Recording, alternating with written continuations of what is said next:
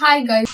കോശിയോ എവിടെയായിരുന്നു? അപ്പൊ കൊറേ പേര് എന്റെ അടുത്ത് ചോദിക്കുന്നുണ്ട്, മേ ബി അബി എവിടെ പോയി, അബി ഇട്ടിട്ട് പോയോ, അതോ അബി കൊറേ പേര് ഞാൻ കമന്റ് ഒക്കെ കണ്ടു അബി തേച്ചിട്ട് പോയെന്നൊക്കെ. നിന്റെ കയ്യിലിരിപ്പതായിരുന്നല്ലോ.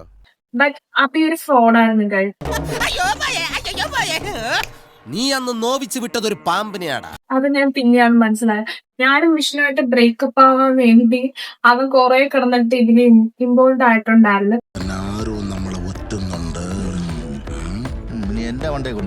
പിന്നെ എനിക്കത് മേബി മനസ്സിലായതാണ്. തടിയാണെങ്കിൽ ഒരു പണിയെടുക്കാതെ മര്യാദയ്ക്ക് സുഖമായിട്ട് കഴിയായിരുന്നു. ഒറ്റയടിക്കല്ലേ തെളിഞ്ഞു വന്ന ലൈഫിന്റെ ഫിലമെന്റ് അടിച്ചു പോയത്. അബി കാരണം എനിക്ക് കുറെ പ്രശ്നങ്ങൾ തന്നെ ഉണ്ടായി. ഈ ഒരു പ്രശ്നത്തെ ആവശ്യത്തിനെ പറ്റി കുറെ പറഞ്ഞു തന്ന് ഞാൻ അതെല്ലാം വിശ്വസിച്ചു. പിന്നീടാണ് അതിന്റെ ഒരു ചതി എനിക്ക് മനസ്സിലായത്. കുറെ കാര്യങ്ങളൊക്കെ പറഞ്ഞു തന്നു, പക്ഷെ എനിക്കത് അറിയില്ലായിരുന്നു. പിന്നെയാണ് കുറെ കാര്യങ്ങളൊക്കെ ഞാൻ അറിഞ്ഞതും.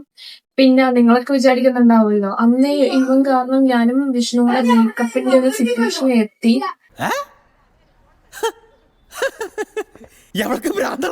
പക്ഷെ അന്ന് ബ്രേക്കപ്പ് ആയിരുന്നു, പക്ഷെ ഇന്ന് ബ്രേക്കപ്പ് അല്ല. ഞങ്ങൾ വീണ്ടും ഒന്നായിരിക്കുന്നു ഗൈസ്. എല്ലാം എന്റെ നെഞ്ചത്തേക്കാണല്ലോ പുണ്യാളാ. നിനക്ക് ഇതെങ്ങനെ സാധിക്കുന്നതാവോ എന്ന് ഞാൻ ചോദിക്കുന്നില്ല. ഒരു കാര്യം മറ്റേടത്ത് ഐഡിയ ആയി പോയി. അവിടുന്നും കിട്ടി ഇവിടുന്നും കിട്ടി.